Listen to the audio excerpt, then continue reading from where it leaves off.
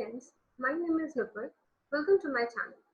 आज मैं आपके लिए एक नया और एक इंटरेस्टिंग टॉपिक लेकर आई हूँ और वो टॉपिक ये है reason for change in TDS rate of technical services under section 194J। 194J हम सब जानते हैं कि ये सेक्शन जो है वो टीडीएस का सेक्शन है और वो टीडीएस लगाता है प्रोफेशनल सर्विसेज और टेक्निकल सर्विसेज पे एट द रेट ऑफ 10%। लेकिन रिसेंटली बजट 2020 में टेक्निकल सर्विसेज पे जो टीडीएस रेट है वो 2% का हो गया है और प्रोफेशनल सर्विसेज पे एज इट इज पहले के जैसे 10% ही लग रहा है। तो इसका रीजन क्या है? What is the main reason behind this change of rate in TDS rate of technical services under section 194J? तो इस टॉपिक को थोड़ा सा एनालिसिस किया है मैंने और कुछ रीजंस मैंने सोचे हैं जिसकी वजह से हो सकता है कि टीडीएस रेट का टेक्निकल सर्विसेज में रिडक्शन हुआ है। हालांकि देयर इज नो कोई ऐसी जजमेंट नहीं है, कोई ऐसा सीबीडीटी का सर्कुलर नहीं है जिसने इसको क्लैरिफाई किया हुआ है। तो जब तक ये क्लैरिफिकेशन नहीं होता है we can not come to a conclusion, but still I try to tell you and try to make you aware कि क्या रीजन हो सकता है टीडीएस रेट के चेंजेस का। मेरे हिसाब से रीजन चेंज जो है एंड और जो भी हम देख रहे हैं उसके दो रीजंस हो सकते हैं। टीडीएस का जो रेट था टेक्निकल सर्विसेज पे वो पहले 10% था और अब वो 2% पे आ गया है। दो रीजन हो सकते हैं। एक तो है लिटिगेशन जो कि हमेशा अराइज होती है 194C और 194J के बीच में, और दूसरा है टेक्निकल सर्विसेज को प्रोफेशनल सर्विसेज को से डिफरेंशिएट करने के लिए उन्होंने इस टीडीएस का रेट को लोअर किया हो। तो हम आइए पहले समझते हैं कि क्या लिटिगेशन हुई थी 194C और 194J के बीच में जिसकी वजह से टीडीएस का रेट टेक्निकल सर्विसेज पे शायद रिड्यूस किया गया हो। ये जो लिटिगेशन हुई थी ये हुई थी Malayalam communications limited versus ITO के बीच में, जो टीडीएस के इनकम टैक्स ऑफिसर थे, और आईटैट कोचिंग ने इसकी जजमेंट सुनाई थी। और ये डिसाइडेड हुआ था, ये जजमेंट जो सुनाई थी उन्होंने वो 8 फरवरी 2019 को सुनाई थी। असेसी का क्या कंटेंशन था, यानी कि मलयालम कम्युनिकेशंस का क्या कंटेंशन था, वो ये कहती थी कि उन्होंने टीडीएस डिडक्ट किया है on payment made to various artist. मतलब उन्होंने क्या किया था कि रियलिटी शोज में कुछ सिंगर्स को, म्यूजिशियंस को एज अ गेस्ट और एज अ जज बुलाया था। तो उन्होंने जो टीडीएस काटा था वो 1% काटा था 194C के हिसाब से, और उन्होंने इस ग्राउंड पे काटा था कि ये जो पेमेंट्स हैं they were made as per agreement entered into with the artist for production of programmes meant for telecast by the assessee. मतलब इनका मेन कंटेंशन क्या था कि हमने 194C में इसलिए काटा है क्योंकि हमने उनसे अग्रीमेंट किया था, एक कॉन्ट्रैक्ट किया था कि प्रोग्राम के प्रोडक्शन में वो आर्टिस्ट आएंगे और हम उसको लाइव टेलीकास्ट करेंगे या जैसे भी हम टेलीकास्ट करेंगे टीवी पे। तो इस वजह से मतलब उन्होंने 194C के अंदर टीडीएस काटा था। एओ कंटेंशन क्या था? एओ जो आईटीओ था वो ये कहना चाहता था कि पेमेंट जो हुआ है वो हुआ है as remuneration for services rendered by the artist, कि आर्टिस्ट ने अपनी सर्विसेज रेंडर करी है, उसका रेम्यूनरेशन की तरह उनको पेमेंट हुआ है, और इसलिए जो पेमेंट का जो उनकी सर्विसेज है वो प्रोफेशनल सर्विसेज में फॉल करती है, और इसलिए उस पर जो टीडीएस कटना चाहिए वो 10% का कटना चाहिए अंडर सेक्शन 194J। और एसएससी क्या कह रहा था कि 194C के बीच में कटना चाहिए। आईटैट ने क्या ऑब्जर्व किया? आईटैट ने दो चीजें ऑब्जर्व करी। एक उसने ऑब्जर्व करी डेफिनेशन सेक्शन 194C की, और दूसरी उसने ऑब्जर्व करी डेफिनेशन 194J की। 194C की डेफिनेशन में क्या लिखा था? 194C requires a person responsible for paying any sum to any resident for carrying out any work in pursuance of a contract between the contractor and a specified person to deduct tax at rate 1% जब payment हम करें individual HUF को, और 2% other case में। Work की definition में उन्होंने कुछ इंक्लूड भी किया था। उन्होंने इंक्लूड की थी एडवर्टाइजिंग, और उन्होंने इंक्लूड करी थी broadcasting and telecasting including production of programmes for such broadcasting और टेलीकास्टिंग। ये 194C में ऑलरेडी वर्क इंक्लूडेड था। और असेसी की कंटेंशन क्या थी? यही थी कि payments were made as per agreement entered into with the artist for production of programme meant for telecast by assessee. और यही वर्क की डेफिनेशन में इंक्लूड है कि ब्रॉडकास्टिंग और telecasting including production of programme for सिर्फ ब्रॉडकास्टिंग और telecasting work की डेफिनेशन में कवर किया जाता है। Therefore, in terms of clause B of explanation 3 to section 194C, payment made towards a contract concerning broadcasting and telecasting, the production of program for such broadcasting and telecasting, वो cover होना चाहिए under section 194C। ये 194 की definition में था। 194J क्या कहता है? 194J बेसिकली है फीस फॉर प्रोफेशनल या टेक्निकल सर्विसेज। कोई भी पर्सन जो कि इंडिविजुअल एचएफ नहीं है, जो रिस्पॉन्सिबल है रेजिडेंट को पे करने के लिए any sum by way of professional services या टेक्निकल सर्विसेज, और at the time of credit of such sum to the account of pay and at the time of payment thereof in cash or by issue of check या draft, वो 10% का TDS deduct करता है।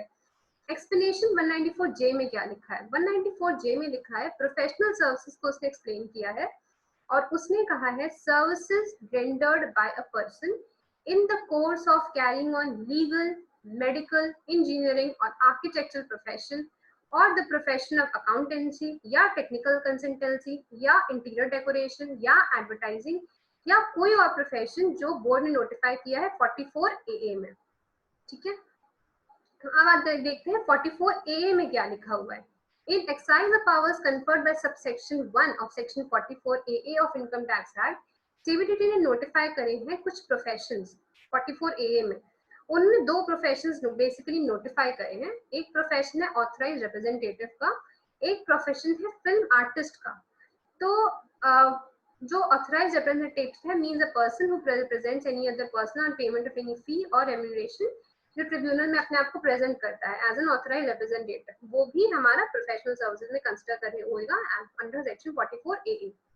और profession of film artist, film artist का मतलब है कोई भी अगर प्रोफेशनल कैपेसिटी में एंगेज है in the production of cinematograph film, whether produce by him या कोई और पर्सन, कोई भी पर्सन खुद प्रोड्यूस कर सकता है या कोई और पर्सन प्रोड्यूस कर सकता है, लेकिन वो प्रोफेशनल कैपेसिटी में एंगेज हो उसमें।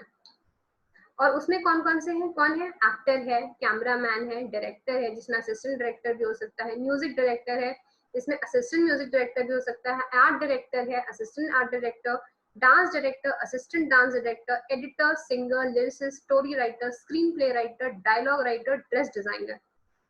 हेंस यहाँ पे लेकिन कहीं भी आर्टिस्ट का नाम नहीं आया है, तो आर्टिस्ट का नाम कहीं भी इन्होंने मेंशन नहीं किया है। Hence the payment made to artist is not covered by section 194J as the payment is not related to production of cinematograph film, क्योंकि हमने जो पेमेंट किया है हम कोई फिल्म नहीं प्रोड्यूस कर रहे हैं।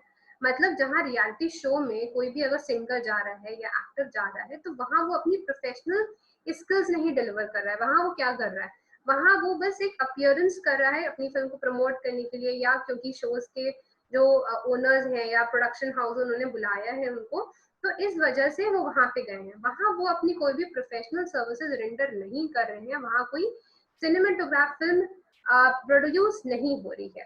तो कंक्लूजन ये बनती है कि जो पेमेंट हुआ है आर्टिस्ट को जो रियलिटी शो में पार्टिसिपेट कर रहे हैं वो 194C में आएगा और 194J में नहीं आएगा, and there is no infirmity in the action of AO as assessee has rightly deducted TDS under section 194C। तो 194C में TDS बिल्कुल सही डिडक्ट हुआ है, क्योंकि वहां पे क्या हो रहा है, एक कॉन्ट्रैक्ट हो रहा है और वो लोग उसको पेमेंट कर रहे हैं और वहां पे प्रोफेशनल सर्विसेज रेंडर नहीं हो रही है प्रोग्राम पे जाके। तो इस वजह से एक ये रीजन हो सकता है कि 194C और 194J में बहुत सारे डिफरेंसेस आ रहे थे, जिसकी वजह से उनको टेक्निकल सर्विसेज को सेपरेट करना पड़ा और उस पर सेपरेट TDS लगाना पड़ा। दूसरा रीजन ये हो सकता है कि हमें प्रोफेशनल सर्विसेज और टेक्निकल सर्विसेज को ही डिफरेंशिएट करना है। अगर हम प्रोफेशनल सर्विसेज का मीनिंग देखें तो वो ऐसी सर्विसेज हैं जो पर्सन ने रेंडर करी है in the course of carrying on legal, medical, engineering, architectural profession या प्रोफेशन अकाउंटेंसी का, technical consultancy, interior decoration, advertising या जो नोटिफाइड है 44 AA में। ये बहुत ज्यादा जरूरी है इसमें नोट करना कि कोई भी प्रोफेशन स्पेसिफिकली उन्होंने नोटिफाई नहीं करा है for the purpose of section 194J। तो हम कौन सी डेफिनेशन से जाएंगे? हम जाएंगे definition of income tax act, क्योंकि उन्होंने 194J के लिए कोई स्पेसिफिक डेफिनेशन नहीं दी है कि प्रोफेशनल सर्विसेज इन्हीं का सर्विसों को कहा जाएगा और इन्हीं पे 10% का TDS डिडक्ट होएगा। और दूसरा हम देखते हैं कि टेक्निकल सर्विसेज का क्या मीनिंग। टेक्निकल सर्विसेज का मीनिंग डिफाइंड है explanation 2 two clause 7 of subsection 1 of section 9। इस क्लॉज के according fees for technical services का मतलब होता है कोई भी consideration including any lump sum consideration for rendering of any managerial technical consultancy services including provision of services of technical or other personnel, but does not include consideration for any construction, assembly, mining, or like the project was undertaken by the recipient or consideration, which would be the income of recipient chargeable under the head salaries. तो ये technical services का एक meaning defined है। पहले अगर हम first glance में देखते हैं तो जो टेक्निकल सर्विसेज की जो डेफिनेशन है ओवरलैप कर रही है प्रोफेशनल सर्विसेज से। overlapping because there is a mention of technical consultancy in definition of professional services। अगर हम professional services बोलेंगे तो यहाँ पे देखिए, यहाँ professional services है और उन्होंने mention किया professional accountancy और technical consultancy। मतलब जो technical services की definition है वो professional services को, या professional service की definition है वो technical service की definition को overlap कर रही है, क्योंकि professional services की definition में technical consultancy already included है। और अगर हम closely देखें तो हम एक conclusion पे ये आते हैं कि अगर जो टेक्निकल सर्विसेज हमने वो रेंडर करी है in the course of profession तो वो प्रोफेशनल सर्विसेज मानी जाएंगी, और अगर वो प्रोवाइड नहीं हुई है in the course of professional services तो उनको कंसिडर किया जाएगा टेक्निकल सर्विसेज, और तब उस पर 2% का रेट लगेगा।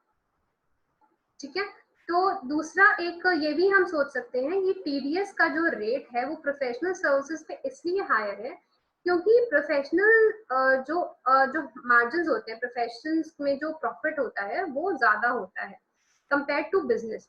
और इसको हमारे इनकम टैक्स एक्ट ने भी अग्री किया है और इसे रिकॉग्नाइज किया है इस फैक्ट को, क्योंकि प्रिजम्पटिव बेसिस पे अगर आप देखें तो बिजनेस में जो प्रॉफिट कंसिडर करते हैं वो 6 या 8% कंसिडर करते हैं टर्नओवर का, और 44 ADA में जहाँ प्रोफेशनल सर्विसेज इंक्लूडेड है वहां हम कंसिडर करते हैं प्रॉफिट को 50% टर्नओवर। तो मतलब जो प्रोफेशन में है हमारे मार्जिन ऑफ प्रॉफिट ज्यादा है, और जहां हम अगर बिजनेस की बात करते हैं तो बिजनेस में हमारे मार्जिन ऑफ प्रॉफिट बहुत ज्यादा कम है। तो ये भी इंटेंशन हो सकती है कि प्रोफेशन में क्योंकि प्रॉफिट मार्जिन ज्यादा है इसलिए हम ज्यादा टीडीएस डिडक्ट करेंगे, और क्योंकि हमारा जो बिजनेस है उसकी प्रॉफिट मार्जिन बहुत ज्यादा कम है इस वजह से वहां पे हम 2% का टीडीएस डिडक्ट करेंगे। तो ये भी एक व्यू हो सकता है। एक और व्यू है, और एक ये है कि अगर हम बहुत क्लोजली अगर हम और ज्यादा डीप में जाना चाहें तो हम ये देखते हैं कि प्रोफेशन पहले तो कैसे समझा जाता है। It can be concluded profession can be carried out by natural persons only, and therefore services provided by corporate entity या society या trust या any other similar corporate structure of artificial jurisdictional person cannot qualify as services provided in the course of profession। Course of profession में professional service कौन दे सकता है? सिर्फ naturally talented जो person होते हैं, नेचुरल पर्सन जो होते हैं जिन्होंने प्रोफेशनल सर्विसेज या प्रोफेशन का उन्होंने पढ़ाई की होती है, स्टडी की होती है, वही प्रोफेशनल सर्विसेज रेंडर कर सकते हैं। बाकी जो कॉर्पोरेट एंटिटी है, सोसाइटी है, ट्रस्ट है, ये प्रोफेशनल सर्विसेज रेंडर नहीं कर सकती। To quote wordings from tax audit guidance note, ये हम टैक्स ऑडिट गाइडेंस नोट जो हमारे इंस्टीट्यूट का है ICAI का, उसको मैं एक बार एक्सप्रेस करूंगी। The expression profession involves the idea of N occupation requiring purely intellectual skill या manual skill controlled by the intellectual skill of the operator. We have to mark the word skill of the operator. Accordingly, the services provided by such entities will not qualify to be professional services within the meaning of section 194J. Therefore, it can be safely concluded that professional services cannot be provided by corporate, trust, society, artificial jurisdiction person, similar organization. In the contrast, the individual partnership firm including NLP can definitely provide professional services because they in their capacity can pursue a profession। वो अपनी capacity profession pursue कर सकते हैं।